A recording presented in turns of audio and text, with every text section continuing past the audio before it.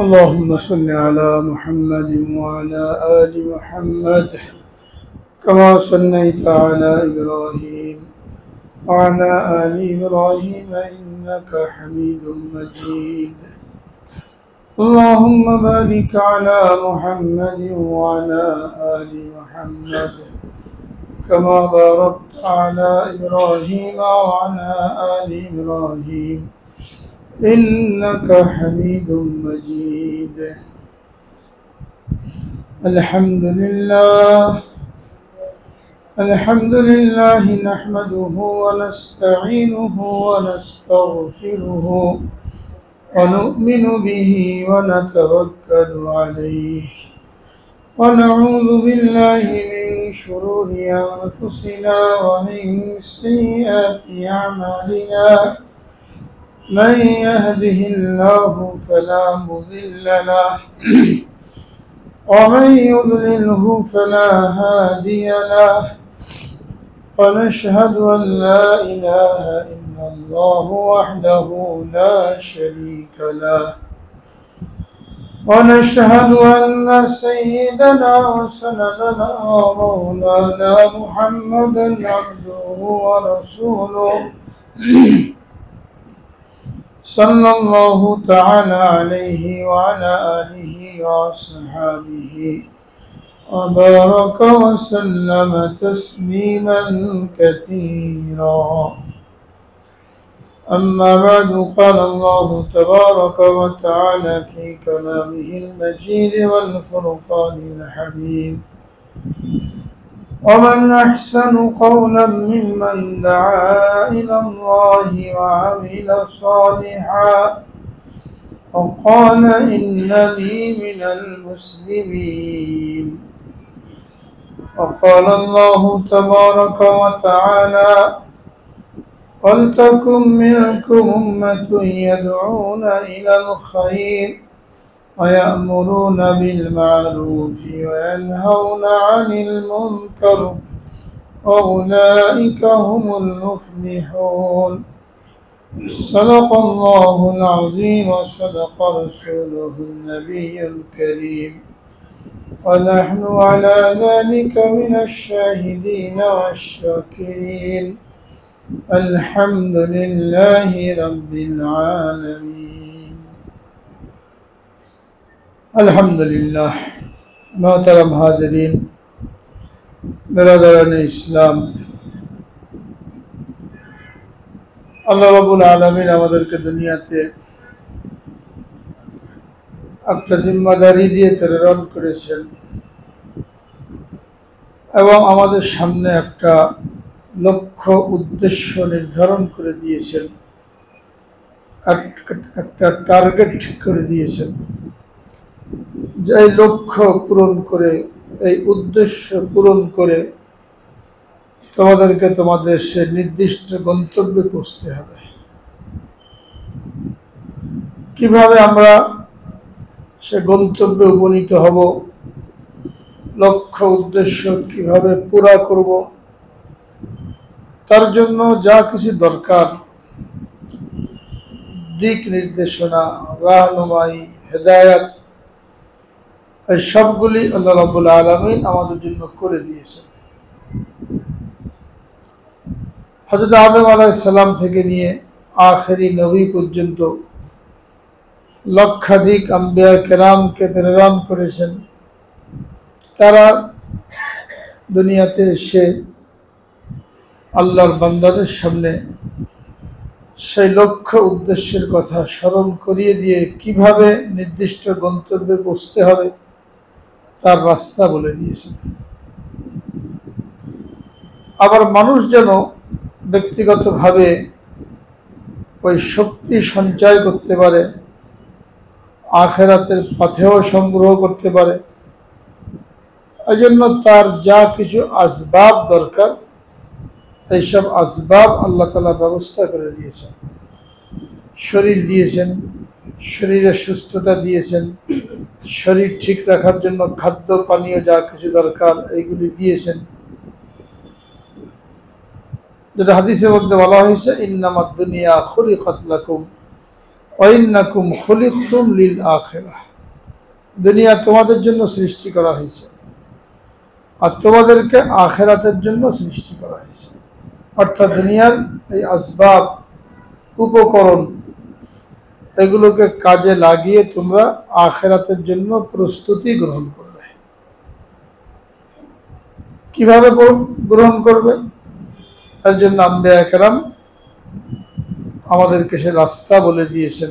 সর্বশেষ আখেরি নবী হযরত মুহাম্মদুর রাসূলুল্লাহ সাল্লাল্লাহু আলাইহি ওয়াসাল্লাম তার 23 বছরের নবুয়তি জিন্দেগিতে নিজের আমল দ্বারা, কথা দ্বারা, কাজ দ্বারা এই জিনিসগুলি উম্মতের সামনে স্পষ্ট করেছেন। যারা এগুলো উপলব্ধি করে আখিরাতের জন্য প্রস্তুতি গ্রহণ করে, নির্দিষ্ট গন্তব্যে পৌঁছার জন্য চেষ্টা করে, তাদেরকে হাদিসের মধ্যে বুদ্ধিমান বলা হয়েছে। আর যারা এগুলোকে কাজে লাগায় না, দুনিয়াকে সব মনে করে, দুনিয়া আবাদ করার জন্য, দুনিয়ার ভোগ বিলাসের জন্য, দুনিয়া পাওয়ার জন্য তার সব চেষ্টা, শ্রম, অর্থবিত্ত এই সবগুলি ব্যয় করলো, আখিরাতকে ভুলে গেল, এই লোককে বলা হয়েছে মূর্খ এবং আহমক। তার গন্তব্য ভুলে যায়। তার চাইতে বড় মূর্খ কি হতে পারে? দুনিয়াতে যদি এমন হয়, এক লোক একটা নির্দিষ্ট জায়গায় পৌঁছার জন্য রওনা হয়েছে, সবকিছু ব্যবস্থা করে দেওয়া হয়েছে, এরপরে সে যদি ওই পথে না চলে, ওই গন্তব্যে না যেয়ে অন্য কোথাও চলে যায়, তো সবাই তাকে মূর্খ বলবে, বোকা বলবে। এত স্পষ্ট রাস্তা, এখান থেকে গেলে তুমি নির্দিষ্ট গন্তব্যে পৌঁছতে পারো, তারপরে পৌঁছলে না, সকলেই তাকে বোকা বলবে। তো দুনিয়ার সামান্য একটা গন্তব্যে পৌঁছতে না পারলে, সমস্ত উপকরণ ঠিক থাকার পরেও দুনিয়ার মানুষের দৃষ্টিতে সে মূর্খ এবং বোকা বলে গণ্য হয়। অনুরূপভাবে বান্দাকে আল্লাহ রাব্বুল আলামিন যে টার্গেট নির্ধারণ করে দিয়েছেন, এখানে যদি পৌঁছতে না পারে, তো অবশ্যই সে আল্লাহ রাসূলের দৃষ্টিতে বোকা এবং মূর্খ। এটাকে হাদিসের মধ্যে বলা হয়েছে, আল কাইয়িসু মান দানা নাফসাহু ওয়া আমিলা লিমা বাদাল মাউত ওয়াল আজিজু মান আতবা নাফসাহু হাওয়াহা ওয়া তামান্না আলাল্লাহিল আমানি। বুদ্ধিমান ওই ব্যক্তি যে নিজের খায়সাতকে কোরবানি করে, খায়সাতকে মিটিয়ে দেয়, মন চায় জিন্দগি যাপন করে না, ইচ্ছাকে মিটিয়ে দেয়, আল্লাহর ইচ্ছার সামনে, আল্লাহর হুকুমের সামনে সবকিছু কিছু বিসর্জন দিয়ে দেয়। আমিল আলিমা বাদাল মৌত, তার সামনে মৃত্যুর পরবর্তী জীবন থাকে, তার জন্য সে প্রস্তুতি গ্রহণ করে। এ হলো বুদ্ধিমান। ওয়াল আজেজ, মূর্খ এবং আহমক, যে নিজেকে খায়সাতের পিছনে ফেলে দেয়, যেটা ভালো লাগে ওইটাই করে, হালাল হারামের কোনো পরোয়া করে না, জায়েজ না জায়েজের কোনো পরোয়া করে না, যেটা ভালো লাগে ওইটাই করে, আল্লাহ জানার চেষ্টা করে, নিজেই পণ্ডিত। আবার আল্লাহর উপরে আশা রাখে যে আল্লাহ তো মাফ করে দেবেন। তো আমল না করে, আল্লাহর হুকুম পুরা না করে, কমপক্ষে মানার চেষ্টাও করা লাগে, সেটাও না করে কে যদি ক্ষমার আশা রাখে, তাহলে সে অবশ্যই মূর্খ এবং আহমক। আল্লাহ রাব্বুল আলামিন কোরআনে পাকের মধ্যে ইরশাদ করেন, আফাহাসিবতুম আন্নামা খালাকনাকুম আবাসা ওয়া আন্নাকুম ইলাইনা লা তুরজাউন। তোমরা কি মনে করেছো যে আমি তোমাদেরকে অনর্থক সৃষ্টি করেছি আর আমার নিকট তোমাদেরকে ফিরে আসতে হবে না? এরকম না, অনর্থক সৃষ্টি করা হয় নাই, চতুষ্পদ জন্তুর মতো না। এদের কোনো টার্গেট নাই, কোনো লক্ষ্য বস্তু নাই, খায় দেয়, দিনের বেলা খায়, রাতের বেলা ঘুমায়, এভাবেই তার জীবনটা পার হয়ে যায়। এদের কোনো টার্গেট নেই। মানুষকে আল্লাহ রাব্বুল আলামিন সে টার্গেট দিয়েছে।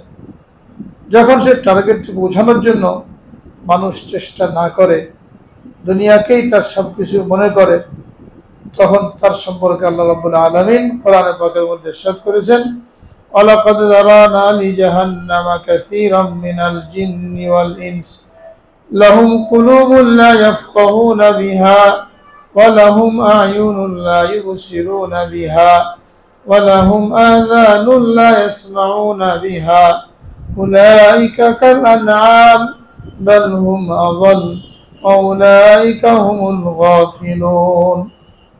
মানুষ আর জিনের মধ্যে অনেককে আমি সৃষ্টি করেছি জাহান্নামের জন্য, জাহান্নামে যাবে। কারা তারা?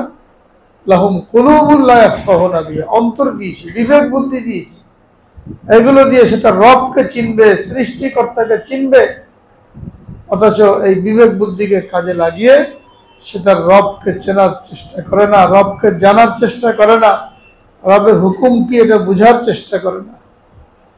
আলাহুম আয়ুনুন লা ইউসিরুনা বিহা, চোখ দিয়ে দেখবে দুনিয়াতে, আল্লাহ পাকের কুদরত দেখবে, আল্লাহ পাকের ক্ষমতার বহির্প্রকাশ দেখবে, কিভাবে আল্লাহ রাব্বুল আলামিন এই জগৎকে সৃষ্টি করলেন, এগুলো দেখে যে শিক্ষা গ্রহণ করবে। তার একজন রব আছে, একজন পালনকর্তা আছে, এগুলো সে শিক্ষা গ্রহণ করবে, কিন্তু সে চোখকে কাজে লাগায় না। যেটা দেখার দরকার, যার থেকে শিক্ষা নেওয়া দরকার, এটা দেখে না। আল্লাহুম আযানুন লা ইয়াসমাউনা বিহা, কান দিয়ে শুনে কোরআনের কথা, হাদিসের কথা, কিয়ামতের কথা, আগের যুগের উম্মতের কথা, যেটা আল্লাহ রাব্বুল আলামিন বারবার কোরআনে পাকের মধ্যে বয়ান করেছেন, এগুলো শুনবে, শুনে নিজের জীবনে পরিবর্তন আনবে। তারা যে কারণে ধ্বংস হয়েছে ওই কাজ না করবে, তাহলে আমরাও ধ্বংস না হই। কিন্তু এই কোরআন শুনে, হাদিস শুনে, আগের যুগের লোকদের ঘটনা শুনেও সে এখান থেকে শিক্ষা গ্রহণ করে না। তো নিজের জীবনে পরিবর্তন আনার জন্য, নিজেকে আখিরাতমুখী করার জন্য এই তিনটাই পথ অন্তর দিয়ে উপলব্ধি করবে, চোখ দিয়ে দেখবে, কান দিয়ে শুনবে। প্রত্যেককে আল্লাহ রাব্বুল আলামিন এই তিনটা জিনিস দিয়েছেন।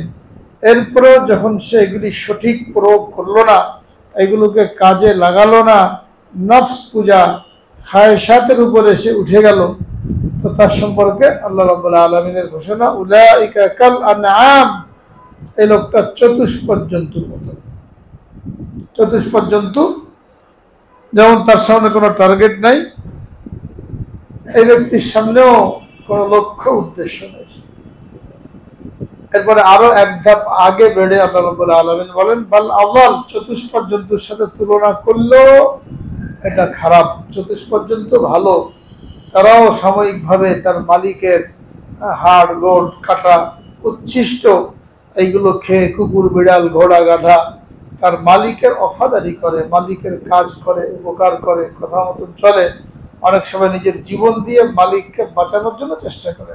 ওটা চতুষ্পদ জন্তু, তার মধ্যেও এই কৃতজ্ঞতা বোধ আছে।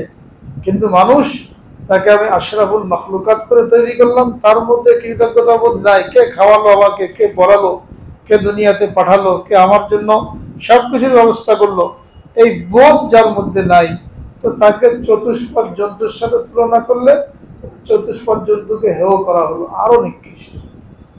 বাল আযাল, কেমন নিকৃষ্ট, এটা আরেক আয়াতের মধ্যে বলেছেন, ইন্নাল্লাযীনা কাফারু মিন আহলিল কিতাবি ওয়াল মুশরিকিনা ফি নারি জাহান্নাম খালিদিনা ফিহা উলাইকা হুম শাররুল বারিয়া। যারা কাফের হয়েছে, আগের আহলে কিতাব, ইহুদি, খ্রিস্টান, ইসলাম আসার পরে যাদের মুসলমান হওয়ার কথা ছিল, আখেরি নবীকে পাওয়ার পরে সে নবীর উপরে ঈমান আনা দরকার ছিল, সে ইহুদি, খ্রিস্টান যারা ঈমান আনে নাই, ইসলাম গ্রহণ করে নাই, বা পৌত্তলিক, মুশরিক, মূর্তি পূজক যারা মুসলমান হয় নাই, আল্লাহ রাব্বুল আলামিন বলেন এদের শাস্তি হলো চিরদিন তারা জাহান্নামে থাকবে। উলাইকা হুম শাররুল বারিয়া, সবচেয়ে নিকৃষ্ট, জগতের মধ্যে যত নিকৃষ্ট হতে পারে সবচেয়ে নিকৃষ্ট। জগতের মধ্যে, পশুর মধ্যে আমরা কোনটাকে নিকৃষ্ট মনে করি? শূকরকে নিকৃষ্ট মনে করি, কুকুরকে নিকৃষ্ট মনে করি।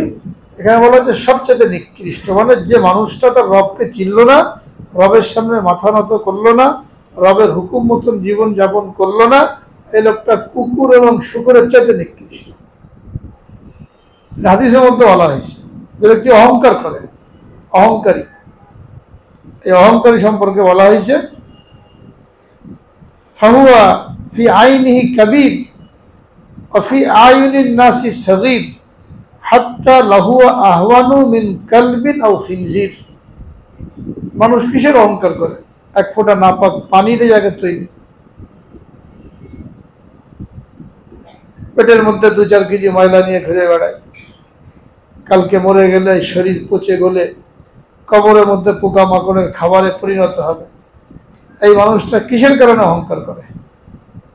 হাদিসের মধ্যে বলা হয়েছে, মান তাকাব্বারা ওয়াজাহুল্লাহ, যে অহংকার করলো, নিজের হাকিকতকে উপলব্ধি করার জন্য চেষ্টা করলো না, সে নিজের চোখে বড় হতে পারে, নিজেকে বড় মনে করতে পারে, কিন্তু মানুষের চোখে সে নিকৃষ্ট এবং ছোট। সামনে হয়তো তাকে স্যালুট দেবে, সালাম করবে, কিন্তু পিছনে তাকে অমুকের বাচ্চা তমুকের বাচ্চা বলে গালি দেবে। হাদিসে বলা হয়েছে লাহু আহওয়ানু মিন কালবিন আও খিনজির, এই লোকটা কুকুর এবং শুকরের চাইতে নিকৃষ্ট। মানুষই বলে দুনিয়াতে অমুকের বাচ্চা। অহংকার করলো, গরম দেখালো, গায়ে হাত তুললো, চাঁদাবাজি করলো, হয়তো ওখানে কিছু বলে নাই, কিন্তু চলে গেল লোকেরা কি বলে, গালি দে না, কুকুর বলে গালি দে, শুকুরের বাচ্চা বলে গালি দে। তো বাস্তব দেখা যাচ্ছে যে নিজের চোখে বড়, কিন্তু মানুষের চোখে ছোট। এমনই ছোট যে কুকুর আর শুকুরের চাইতে নিকৃষ্ট।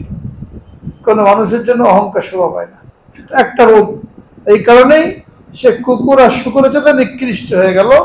তাহলে যার অন্তর রোগে ভরা, যে তার রবকে চিনল না, রবের হুকুম মানল না, রবের সামনে মাথা নত করলো না, সে আরো কত নিকৃষ্ট। এই জন্য দুনিয়াদার লোকদেরকে দেখে অনেক সময় আমরা আফসোস করি। টাকা পয়সার মালিক, গাড়ি বাড়ির মালিক, ক্ষমতার মালিক, প্রভাব প্রতিপত্তির মালিক, এইগুলো দেখে আমরা আফসোস করি। রাসূল আকরাম সাল্লাল্লাহু আলাইহি ওয়াসাল্লাম উম্মতকে এমন শিক্ষা দিয়েছেন, সাহাবায়ে কেরামকে হাতে কলমে এমন শিক্ষা দিয়েছেন যে মানুষের নজর যেন এই দুনিয়ার দিকে না যায়, দুনিয়াদারের দিকে না যায়, দুনিয়ার এইগুলো কারোর মধ্যে দেখে তাকে যেন বড় মনে না করে, নিজেকে ছোট মনে না করে। আল্লাহ তাআলা তোমাকে যে ঈমান আর আমলের নিয়ামত দিয়েছেন, ইসলাম আর ঈমানের যে দৌলত দিয়েছেন, এর সামনে দুনিয়ার আসবাব কিছুই না। রাসূল আকরাম সাল্লাল্লাহু আলাইহি ওয়াসাল্লাম একদিন বসে রয়েছেন, কয়েকজন সাহাবী তার সামনে, এক লোক তার সামনে দিয়ে গেল, যে লোকটা কাপড় চোপড় খুব ভালো, খানা পিনা খুব ভালো করে, চেহারার মধ্যে সুন্দর আদুস নদুস ভাব, শরীর মানে আরামে আছে, দেখলে বোঝা যায়, মানুষের চেহারা দেখলে বোঝা যায় ওটা কত আরামে আছে। এই লোকটা যাওয়ার পরে সাহাবীদেরকে জিজ্ঞেস করলেন, এই লোকটা সম্পর্কে কি ধারণা তোমাদের? তারা বললেন, লোকটা তো খুব দামি মানুষ, সমাজের সম্মানিত মানুষ, কোথাও কোনো কথা বললে সবাই তার কথা মনোযোগ দিয়ে শুনবে, কারোর জন্য সুপারিশ করলে তার সুপারিশ গ্রহণ করা হবে, কোথাও বিবাহের প্রস্তাব দিলে এটাকে সাদরে গ্রহণ করা হবে, এরকমই দামি একটা মানুষ। এই মন্তব্য শুনে রাসূলুল্লাহ সাল্লাল্লাহু আলাইহি ওয়াসাল্লাম চুপ থাকলেন, কিছু বললেন না। এরপরে আরেকজন লোক নবীজির সামনে দিয়ে গেল, যার কাপড় চোপড় ছিল ছেঁড়া ফাটা, দেখলে বোঝা যায় কয়েকদিন খাবার জোড়া নাই, চেহারার মধ্যে ক্লান্তি, ক্ষুধার ছাপ, চুল উস্কো খুস্কো। এই লোকটা যাওয়ার পরে নবীজি জিজ্ঞেস করলেন, এই লোকটা সম্পর্কে তোমাদের কি ধারণা? সাহাবায়ে কেরাম বললেন, তো গরিব মানুষ, কেউ চেনেও না, কোথাও কোনো কথা বললে তার সেই কথা গ্রহণ করা হবে না, কারোর জন্য সুপারিশ করলে সুপারিশ গ্রহণ করা হবে না, বিবাহের প্রস্তাব দিলে প্রত্যাখ্যান করা হবে।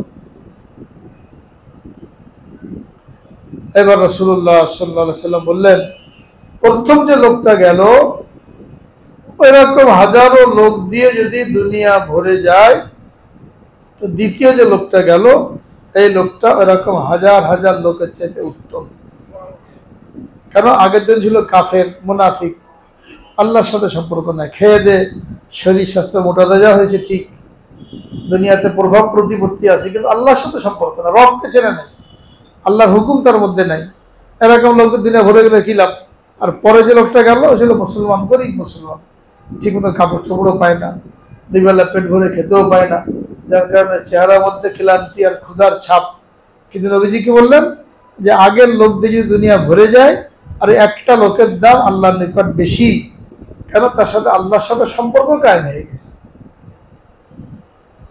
এবং আর হাদিসের মধ্যে বলা হয়েছে, লা তাকুমুস সাআ হাত্তা ইউকালা ফিল আরদি আল্লাহ আল্লাহ, ততক্ষণ পর্যন্ত কিয়ামত কায়েম হবে না ততক্ষণ পর্যন্ত দুনিয়াতে একজন আল্লাহ বলনেওয়ালা থাকবে। আল্লাহ বলনেওয়ালা কে হবে? যে তার রবের সাথে সম্পর্ক আছে, যার মধ্যে ঈমান আছে, তার মুখে আল্লাহ বের হবে। কোন হিন্দু, খ্রিস্টান, বৌদ্ধ, এদের মধ্যে আল্লাহ বের হবে না। একজন আল্লাহওয়ালা, আল্লাহ বলনেওয়ালার জন্য আল্লাহ রাব্বুল আলামিন দুনিয়াকে বাকি রাখবেন, যখন একজনও আল্লাহ বলনেওয়ালা থাকবে না, অর্থাৎ কিয়ামতের আগে, তখনও দুনিয়াতে লক্ষ লক্ষ মানুষ থাকবে, কিন্তু এদের কারোর জন্যই এই দুনিয়া বাকি থাকবে না, সাথে সাথে কিয়ামত কায়েম হয়ে যাবে। এত বড় নিয়ামত, এত বড় দৌলত আমাদেরকে আল্লাহ রাব্বুল আলামিন দিলেন। এখন এটার মর্যাদা উপলব্ধি না করে যদি আমরা দুনিয়াদারদের দিকে দেখে তাদের দ্বারা প্রভাবান্বিত হই, নিজেও কিছু কামানোর জন্য, পাওয়ার জন্য চেষ্টা করি, আর এই চেষ্টা করতে যে হালাল হারামের কোনো পরোয়া করলাম না, এই লোকটাকে তো মূর্খ বলা হয়েছে, দুনিয়ার পিছনে পড়ে গেছে, খায়াসাতের পিছনে পড়ে গেছে। সাহাবায়ে কেরামের মধ্যে যখনই এরকম কোনো ভাব আসছে যে তারা একটু দুনিয়ার দিকে ঝুঁকছেন, সাথে সাথে রাসূলুল্লাহ সাল্লাল্লাহু আলাইহি সাল্লাম তাদের চিন্তা, তাদের দৃষ্টিকে আখিরাতমুখী করে দিয়েছেন। এক সাহাবী এসে নবীজির নিকট ঘটনা শোনাচ্ছেন যে যুদ্ধের ময়দানে আমরা যখন জয়ী হলাম, গনিমতের মাল বন্টন হয়ে গেল, গনিমতের মাল বন্টন হয়ে গেলে ওইখানে বাজার বসলো, যার যেটা দরকার না ওটা বিক্রি করে, যেটা দরকার ওটা কেনে। আমি এরকম মাল কেনা বেচা করতে করতে মাত্র 1 থেকে 2 ঘন্টার মধ্যে অনেক লাভবান হয়ে গেলাম। বলে কি লাভবান হয়েছে? বলে আমি 40 উকিয়া সোনা লাভ করি, 40 ভরি সোনা, মনে করেন 40 লাখ টাকার মাল 2 ঘন্টার মধ্যে ব্যবসা করে 40 উকিয়া বরাবর সোনা আমার লাভ হয়েছে। আমরা হলে কি করতাম? সাবাসী দিতাম, বাহ খুব বুদ্ধিমান, সাংঘাতিক কাজ করেছে। রাসূলুল্লাহ সাল্লাল্লাহু আলাইহি সাল্লাম তার চিন্তাকে ঘুরিয়ে দিলেন, বললেন আমি কি তোমাকে এর চেয়ে দামি জিনিসের কথা বলবো? যে 2 ঘন্টার মধ্যে তুমি 40 লাখ টাকা লাভ করলে, তখনকার হিসাবে 40 উকি আর 40 ভরি সোনা, এখনকার হিসাবে 40 লাখ টাকা মনে করেন। তোমাকে যেটা উত্তম জিনিসের কথা বলবো? বলেন ইয়া রাসূলুল্লাহ। বলে তুমি যদি সকালবেলা মসজিদে যে কোরআনে পাকের একটা আয়াত শেখো, মুখস্থ করো, তাহলে এটা তোমার জন্য ওই 40 ভরি স্বর্ণের চেয়ে বেশি উত্তম। দুনিয়া কামাই করেছে, অল্প সময় বাহাবাদের নেই, এদিকে ঝুঁকে যাবে, আখিরাতমুখী করে দিয়েছে।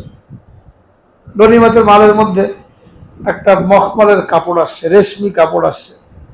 সাহাবায়ে কেরাম কখনো দেখেন নাই রেশমি কাপড়, তারা তো ভেড়া, দুম্বা এইগুলোর পশম দ্বারা তৈরি করা উলের কাপড়, শক্ত খসখসে, এইগুলো পরতেন। একটা কাপড় আসছে গনিমতের মালের মধ্যে, মখমলের কাপড়, রেশমি কাপড়। তো সকলে খুব আগ্রহের সাথে এই কাপড় দেখছেন, ধরছেন, কি মোলায়েম, আশ্চর্য, এত সুন্দর কাপড় দুনিয়াতে পাওয়া যায়। রাসূলুল্লাহ সাল্লাল্লাহু আলাইহি সাল্লাম তাদের চিন্তাকে ঘুরিয়ে দিলেন যে তোমরা এটা দেখে আশ্চর্য হচ্ছ, জান্নাতের মধ্যে হযরত মুআয ইবনে জাবাল, তাকে যে রুমাল দেওয়া হবে সেটা এর চাইতে দামি হবে, উন্নত হবে। জান্নাতের মধ্যে 1 হাত পরিমাণ একটা লাঠি রাখা যায়, এই পরিমাণ জায়গা এত মূল্যবান, দুনিয়া সব কিছু বিক্রি করে দিল এর বরাবর হবে না, সমতুল্য হবে না। এই নিয়ামত আল্লাহ তাআলা তোমাদের জন্য রেখে দিয়েছে। কোরআনে পাকের মধ্যে আল্লাহ রাব্বুল আলামিন কারুনের কথা উল্লেখ করেছেন। কারুনকে সম্পদ দিয়েছিলেন, ক্ষমতা দিয়েছিলেন, কি পরিমাণ সম্পদ দিয়েছিলেন! শুধু সোনা রূপা, হীরা মণি, মুক্তা জহরত, যেগুলো সিন্ধুকের মধ্যে ভরে রাখা হয়, ওই সিন্ধুকগুলোর তালা, ওই তালার চাবি, সিন্ধুক তো বিশাল বিশাল, তালা একটু ছোট, চাবি আরো ছোট। এই চাবি ছিল এই পরিমাণ যে 40 জন মানুষ এই চাবি বহন করতে অক্ষম ছিল। যেসব সিন্ধুকের মধ্যে সোনা রূপা মণি মুক্তা যত্ন করে রাখা হয়েছে, ওগুলো চাবি এই পরিমাণ, তাহলে মাল কি পরিমাণ ছিল! একদিন বের হয়েছে লোক লস্কর নিয়ে, খুব দামি কাপড় চোপড়, গাড়িতে চড়ে, ঘোড়ার গাড়ি তখনকার হিসাবে, পিছনে খাদেম খুদ্দাম, চাকর বাকর। মুসলমান যারা ছিল দুর্বল, তারা এগুলো দেখে একটু আফসোস করলো, কারুনের কত সম্পদ, কত কিছু আল্লাহ তাআলা দিয়েছে। এরপরে কারুন যখন অহংকার করতে, অহংকারের সাথে বের হলো, মুসা আলাইহিস সালাম অপবাদ দিয়েছিল এবং অহংকার তার মধ্যে কাজ করেছিল। এই অহংকারের কারণে আল্লাহ রাব্বুল আলামিন তাকে জমিনের মধ্যে ধসিয়ে দিলেন। তার ওই খাদেম খুদ্দাম, ঘর বাড়ি, জমি সম্পত্তি, এই সমস্ত সহ জমিনের মধ্যে ধসিয়ে দিলেন।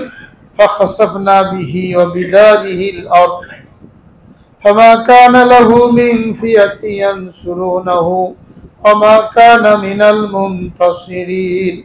এই দৃশ্য আল্লাহ রাব্বুল আলামিন কোরআনে পাকের মধ্যে বয়ান করেছেন যে আমি কি করলাম, فخسفنا به وبداره الأرض, তাকে তার ঘর বাড়ি সহ জমিনের মধ্যে ধসিয়ে দিলাম।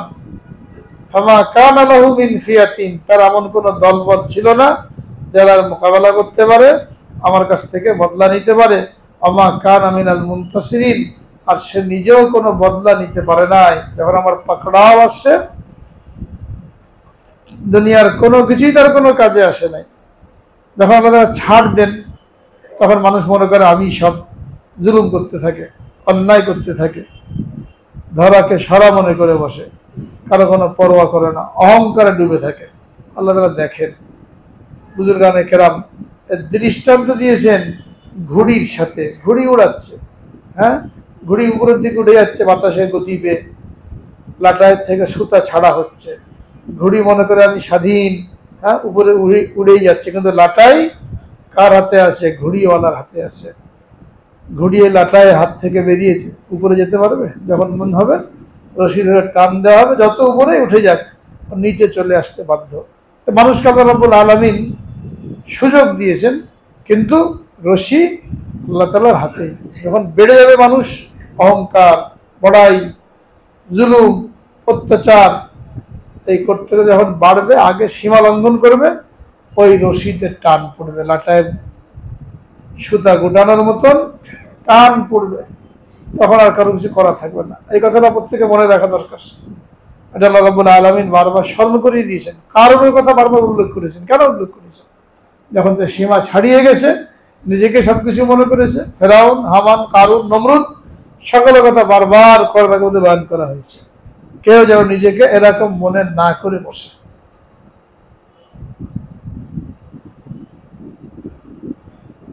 রাসূল আকরাম সাল্লাল্লাহু আলাইহি ওয়াসাল্লাম নিজে সাহাবা একরামের দৃষ্টিভঙ্গিকে আখিরাতমুখী করেছেন।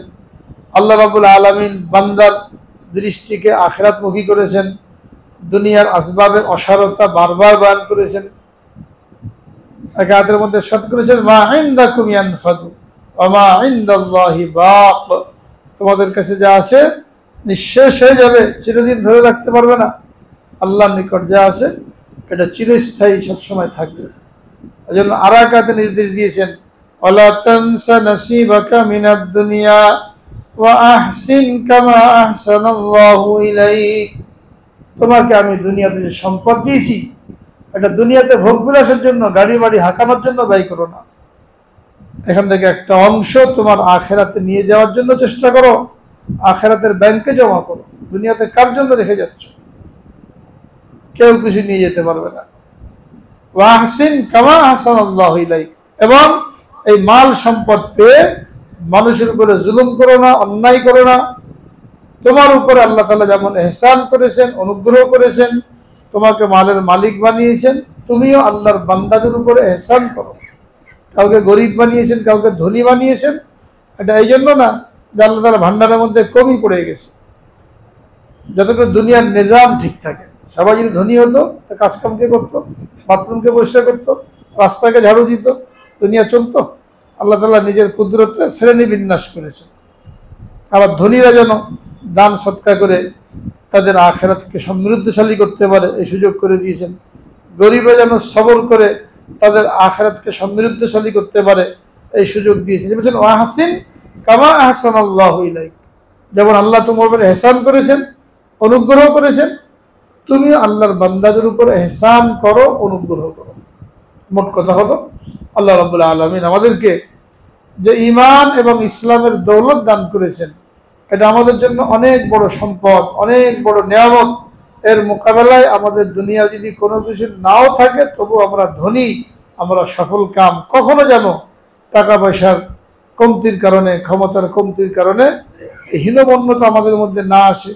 আবার যাদেরকে আল্লাহ রাব্বুল আলামিন দিয়েছেন, তারাও যেন অহংকারী হয়ে নিজেদের আখিরাতকে নষ্ট না করে। সামান্য টাকা পয়সা পেলে, ক্ষমতা পেলে মানুষ অহংকারী হয়ে যায়।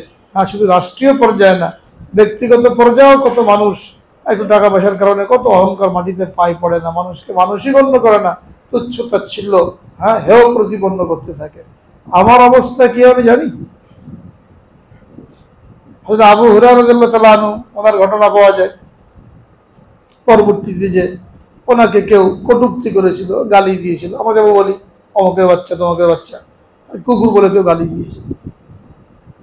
উনি নারাজ হন নাই, বললেন ভাই তুমি আমাকে গালি দিলে, আমার কোনো আফসোস নেই, মৃত্যুর পরে যদি আমার জন্য জাহান্নামের ফয়সালা হয় তো তুমি আমাকে কমই বলেছো, আমি তো আরো নিকৃষ্ট, কুকুরই বলেছো, কিন্তু আল্লাহ না করে যদি জাহান্নামের ফয়সালা হয় আমি তো আরো নিকৃষ্ট, আর যদি জান্নাতে ফয়সালা হয় তো আমাকে কুকুর বললেই কি আসে যায় বা কি নাম নিলে কি আসে যায়, আমি তো কামিয়াব।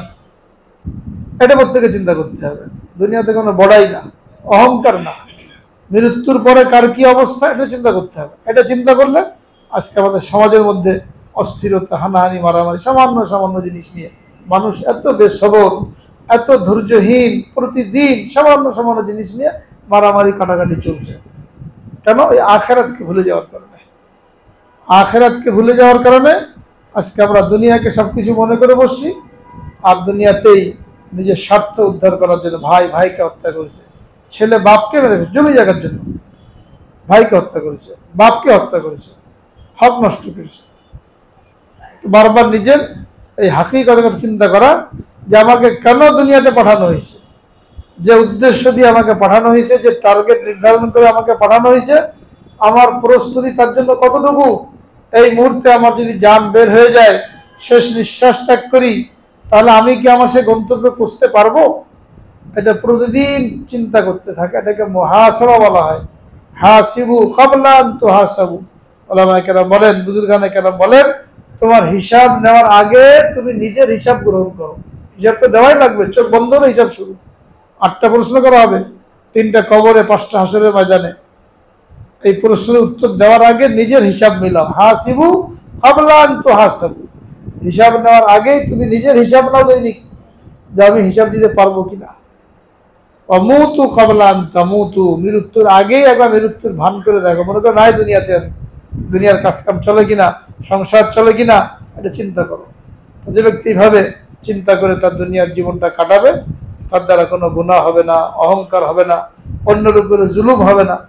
আর যে ব্যক্তি এই হাকিকতকে ভুলে যাবে, এই বাস্তবতাকে ভুলে যাবে, তার দ্বারা অহংকার, জুলুম, অন্যায় এগুলো হতে হতে এমন একটা পর্যায়ে চলে যাবে তার ইমানই হরণ করা হবে, ইমানই মৃত্যু নসিব হবে না। আর ইমানের মৃত্যু যদি নসিব না হয়, তার জন্য চিরস্থায়ী জাহান্নামের ফয়সালা। দুনিয়াতে সব পড়ে থাকবে, আরাম আয়েশের সামগ্রী, ভোগ বিলাসের সামগ্রী সব পড়ে থাকবে, কিন্তু তার জন্য জাহান্নামের ফয়সালা। এই কথাগুলো চিন্তা করে আমরা চলার জন্য চেষ্টা করি, এবং এই ভাবটা অন্তরের মধ্যে আনার জন্য সবসময় এই চিন্তাকে মনের মধ্যে জাগরুক রাখার জন্য জরুরি হলো হক্কানি ওলামায়ে কেরামের সোহবতে থাকা, তাদের সাথে উঠা বসা করা, তাদের সাথে পরামর্শ করে চলা।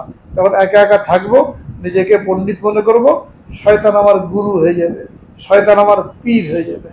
আর যখন হক্কানি ওলামায়ে কেরাম, যারা নায়েবে নবী, নায়েবে রসুল, তাদের সাথে থাকবো, তাদের সাথে পরামর্শ করে চলবো, তখন এই চিন্তাটা মনের মধ্যে থাকবে, তো সঠিক পথে চলার জন্য সহায়ক হবে। আল্লাহ রাব্বুল আলামিন সকলকে সহি বুঝ দান করেন এবং আমাদের সকলকে নির্দিষ্ট গন্তব্যে পৌঁছার তৌফিক দান করেন। আখিরু দাওয়ানা আলহামদুলিল্লাহি রাব্বিল আলামিন।